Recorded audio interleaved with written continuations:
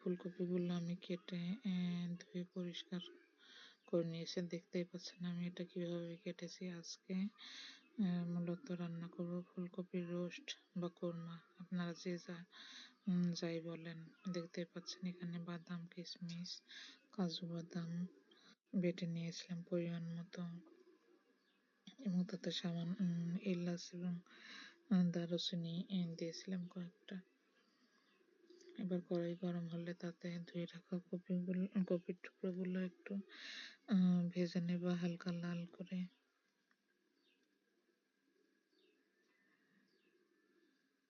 আমি এখানে একটা মাঝারি সাইজের ফুলকপি নিয়েছিলাম।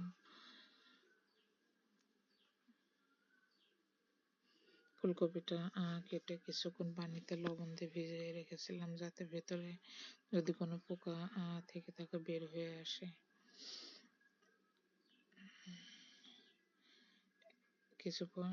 সামান্য পরিমাণ লবণ দিয়ে আবার একটু নাড়াচাড়া করে দিয়ে দিলাম।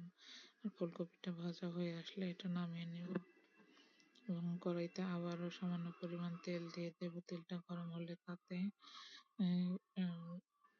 আনুমানিক 2টা পেঁয়াজ কুচি দিয়ে দেব, দিয়ে একটু নাড়াচাড়া করে দেব বাদামি লাল রং হয়ে আসা পর্যন্ত।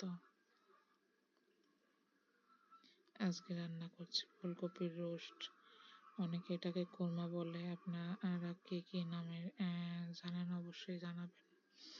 আমি বাটিতে আগেই সব মশলাগুলো দিয়ে রেখেছিলাম। এখানে ছিল কাজু বাদাম, কাঠবাদাম এবং কিশমিশ বাটা, একটা তেজপাতা, এলাচ 3টা, দারুচিনি 2 টুকরা, এখানে মরিচের গুঁড়া, আদা বাটা, জিরা বাটা, পেঁয়াজ রসুন বাটা, পরিমাণ মতো লবণ দেওয়া ছিল। আর মশলাটা এরই মাঝে কষানো হয়ে এসেছে, দেখতে পাচ্ছেন তেলটা উপরে ভেসে উঠেছে। এবার তাতে আমি ফুলকপিগুলো দিয়ে একটু নাড়াচাড়া করে আবার কিছুক্ষণের জন্য ঢাকা দেব। কিছুক্ষণ পর আর একটু নাড়াচাড়া করে দিয়ে নেব, যাতে ফুলকপি গুলো নিচে পুড়ে না ধরে।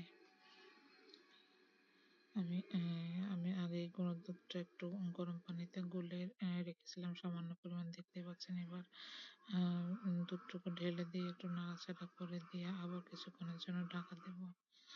সাধারণত রোস্ট জাতীয় খাবারে একটু দুধ দিলে বেশি ভালো লাগে, যার কারণে দুধ দেওয়ার চেষ্টা করবেন। আমার রান্নাটা প্রায় হয়ে এসেছে, এখন নামিয়ে নেব।